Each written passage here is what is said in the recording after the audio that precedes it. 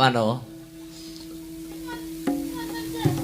Ki jarak sing tukang son jarak dipateni jarak. Mike kok mati to, Mbak? Alah terahne Mike Deni ngono kae. Ora tau murup. Aku duwe bayangan, Mbak. Napa, Mas? Sok nek ruwabi to, pengen mbok sumbang gambyong ning Buanci kabeh. Oh, niku udah ada di feeling saya. Udah. Tenang saja Mas Akbar tinggal duduk. Gambyong ning Buanci kabeh. Aman itu. Piro cacahe papane? Sak truk. Bejane rabi po demo Banci. Lah karo pemerintah mumpung urung dibong. Oh iya. Sadurunge lakone dirampungke dikendoni luwih dhisik sakotara suasanane lho. Nggih. Lan menggarisbawahi atur kula wonten ing sisih limbukan kala wau nggih ngono. Bot-botipun Petro Gareng Big Bagong anggenipun nampi perintah dawuh pangandikan saking Bapak Lurah. Lho niki menika ingkang tinempu kinurmatan Bapak Sugiarto. Anggenipun dados lelantaran utawi pancadan. Anggenipun ing dalu sakmangke para warga masyarakat ing Laladan Desa Ngrentet Kecamatan Sukamala Kagungan damel mriki menika ujungipun bersih desa utawi sedekah bumi. Ayo. Ora iso matur kewuke ya, Lho. Ora iso matur sing maneka warna. Bisane mung ngaturke panuwun kang sarta panuwun. Nggih. Mas Garing dan Di Bagong kapara nyata. Lakon rekwese banjaran dosa muka wis dipaket wajan wiwit sore nganti tekan jam 2 kunjul almangsaku tanpa kendu kenceng terus iya nanti iki wis biyen lakone apik-apik awake dhewe gaya ning Ngrentet iki lakone apik-apik iya ya bos-bose isak bisa-bisa klusu-klusu dari kudu ya Mas Petro ayo gadune nalar sak kadaring lampah. Yo.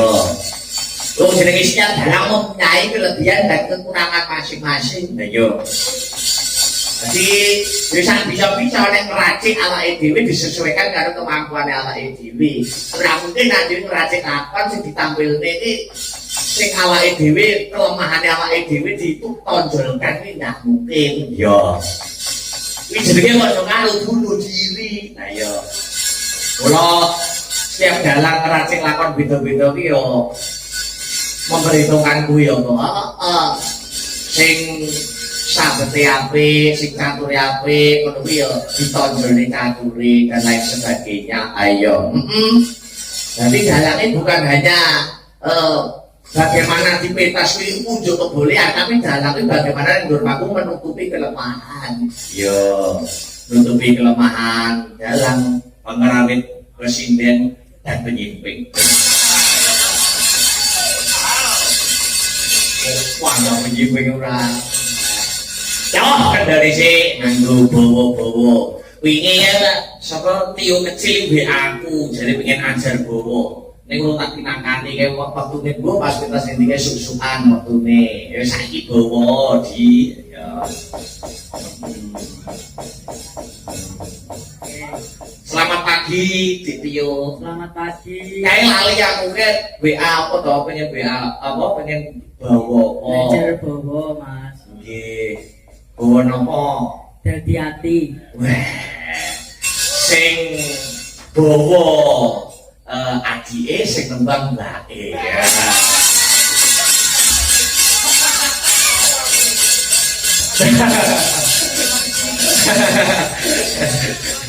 Iya, kan saomah wong seni kabeh. Iya, Mbak Sri saomah wong seni kabeh. Adike seniman, bojone seniman. Ya. Bapake kuwi oh iya seni menandur brabant. Ya, ditio alon-alon mawon. Ya. Gegarane wong akrami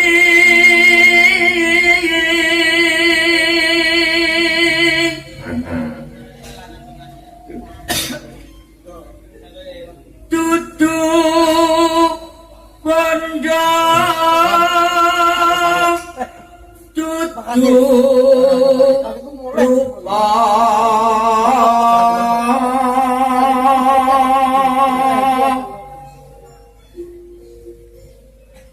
amung ati pawi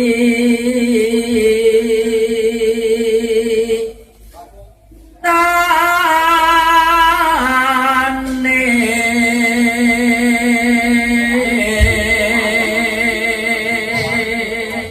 Dityo, nggih sampeyan selama belajar ngeten iki anu enggak sering nonton wayangane Grand Senior terus pas girungan ngono sering enggak? nggih wonten Mas Sapa belajar napa ning YouTube lho sing ditonton girong-girong sinten? Sapa Ndo? Sapa le? Anu yo wis malah rasa-rasa. Yo, Pak De Seruntu Jen kan jen mriki. Iya, lha kok wis jenempono kaki ciladi kalian. ngapunten Mas Pedro. Dalem.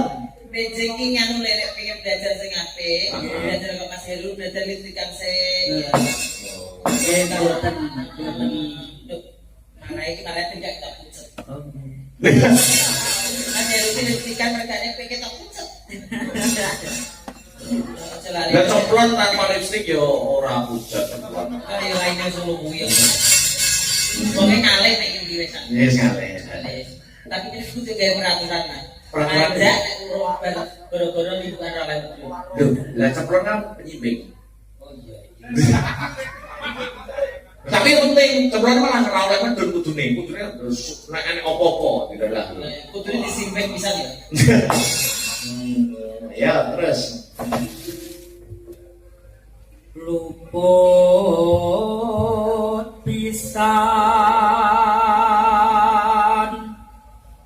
kena pisan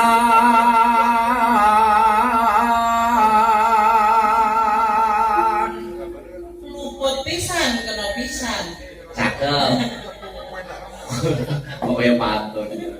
Terus yen gampang luwe gampang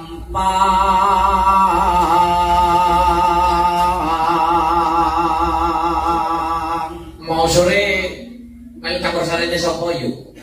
Sangga buana. Surya buana. Nah, sapa buana kok ngejiri lho maksudku. Nek ora oleh sangga buana. Yo pasare Surya. Kali lah ya. Iya. Jangan numpak mobil sopir bisa kayak pembalap. Sampai dia udah nyampe mana? Wis ora buri ta. Bener, cukup bener tenan yo. Terus yen angel ka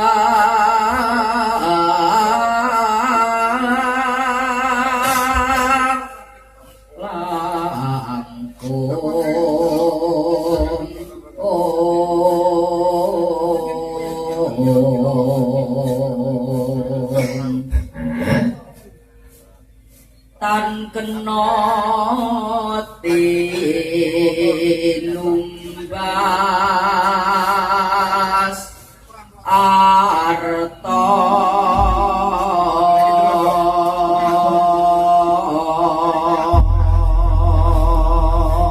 dadi ati muga-muga atine warga masyarakat Ngrengket dadi ati karo atine kanca-kanca asagan. Pak Wano. Aku sok nek rapi Wano. Ya ngono ae. Aku nek muni-muni kelingan mantanku jadi. Lah iki lho. Mantanmu. Nyapa mantanmu nyapa? Nek ngono kok jajar iki terus ngomong ngene iki. Cok, aku nek rapi dandanan aja mak teratap. Terus gak perlu mangan seminggu aku. Oh, sing ngomong ngene mantanmu ngomong ning sampean. Pas sampe aku nuntut ngene iki. Wis aku nek rapi pacaran ya yang. Lho, piye to iki? Aku mak ternyata tuh aku itu dino gak doyan mangan Mas. Terus baru ki aku mau mangan barang-barang Mas. Lah, kone sampe Oh, kuwi kawitane ngono. saya kawinane lemu yo. Lah iya. Ya betul ya. Alhamdulillah yo Mas, sing nonton nggih pun kasta-kasta. Iki jodohku jadi singitke karo Gusti Allah. Ojo dhisik manut aku. Nah, yo iki pasti disingitne ngono karo Gusti Allah. Jadi disinggane karo kancamu ngono lho Mas. singite anak yo ki ora. Terus kok. Ya, Ya ora apa-apa Mas. aku belum rapi sama Sakbar. Ya piye mesti mati-mati lho sampe iki. Ora. Sampai ora nakal. Alah, Mas, aku ki pesen jenengan. Piye? Tututlah apa ki jenenge karir sampean. Sampai nek Cina. Aduh, Piye to? Piye? tututlah apa ya Mas, popularitas jenengan dulu. Baru menikah kalau sudah mapan. Berarti nikah itu suwantene ya. Santai wae ngicipi gak apa-apa. Mergo nek wong wis nikah iki wong wis kadungan iki anu ya kok pamer rada-rada ora kaya sadurunge Kayak nikah. pesek iki. Ini saya seneng-senengnya tuh kayak barabin. Saya seneng nek ditiang nek nek sebelah kayak anak sitok Mas. Bayar BRI nek duit kowe yo kalau udah sih. Iku pelajaran kalau Pelajaran. Yo, ya wis yo, saiki Sri Ayo Jo, Sri. berdiri. Sri Berdiri malah saya berdiri saya. malah ketok budi ya malah. Iya. Ayem mo. Iya lah kok kalang-kalangnya libur. Kayak aku loh Sri nek kawas kiringan yo model. Aku asli. Aku kok kira kasu kok ya. Pokoknya yo. Pokoknya ya. Pokoknya ya. Ayo Jo. Iya. Ayo Jo. Iya. Kamu bawa di sing ngelanggapi sampean, sing ngelanggapi sampean. Keluarga sing apa ya? Sing apa? Sing apa? Bojone yo wong seni. Bojone yo wong seni. Lho, dalang kono lho, dalang kono kiri. Dalam kondisi Tanggapan yang Ya. Ya. Iseng kaya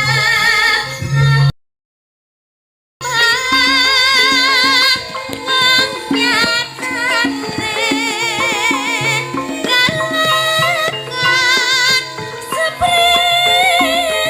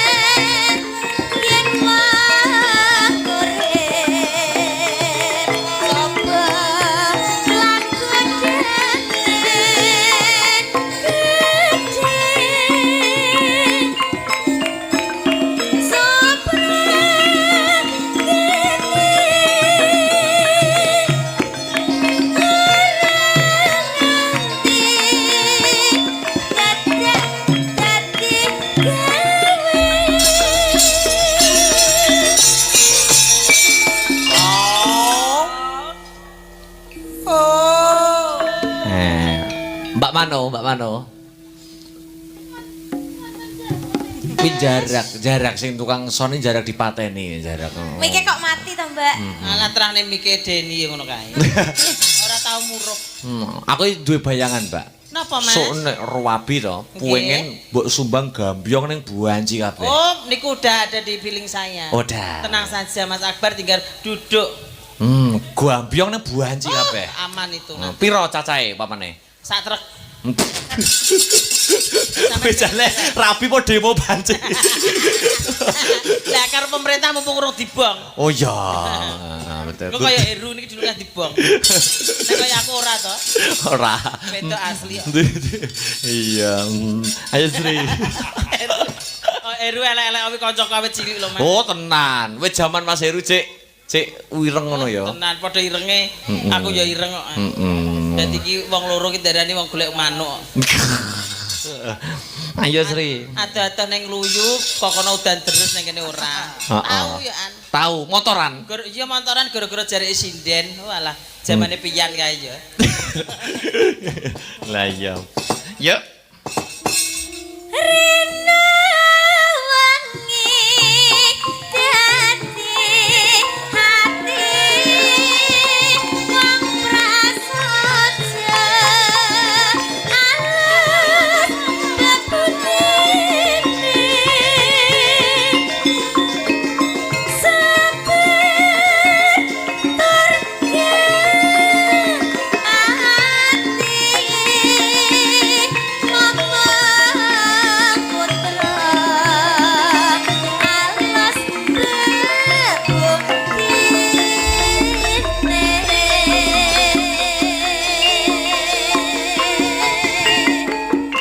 Ugi katur ingkang memonitor lumantar channel YouTube Asta Brata Media ingkang sampun nenggani ngantos season goro-goro. Matur nuwun. Pak Suhardi Lengkong, Mbak Wendy Hongkong, Mbak Prapti Graha, Ibu Suarti Azhar.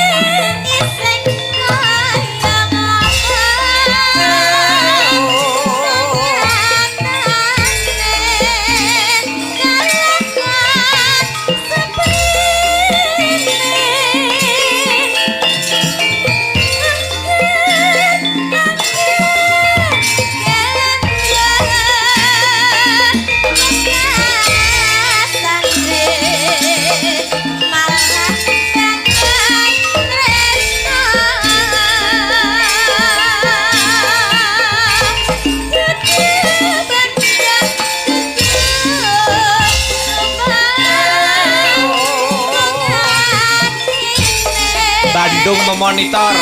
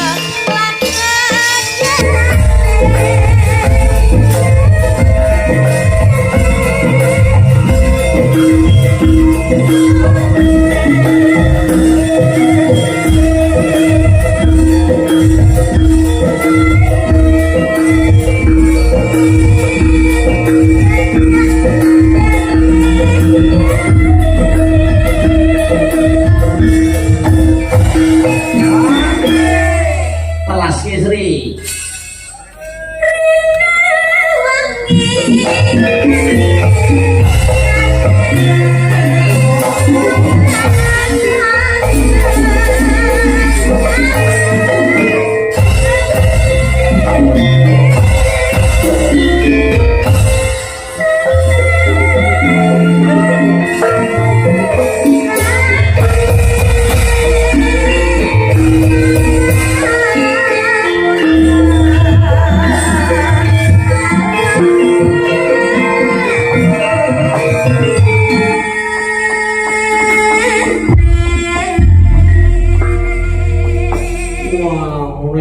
Barang yo jos-jos lho. Tapi apik lho. suarane Sri jos senang. Apik teman. Ya sadurunge Mbak Manohara tampil ke muka-muka ketampil. Ayo. Sing satu lagi Mbak Aulia duet karo Pak Ju. Orane. Iya, piye kilo semolo wis enak iki lho. Sayang. Ayo ya Pak Aul. Tapul.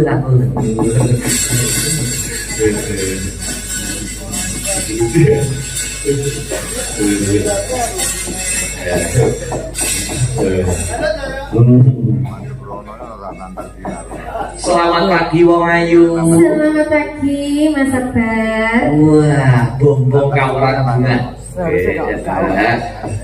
Saiki panjenengan membuang. Sik, tak waca-wacane meneh ana pamundutan apa ora iki mau. Kok ketoke salam-salam iki tumpuk-tumpuk jateng bae. Kadose wau wonten sakit rindu lho. Nah, itu loh. Awak pengarane sakit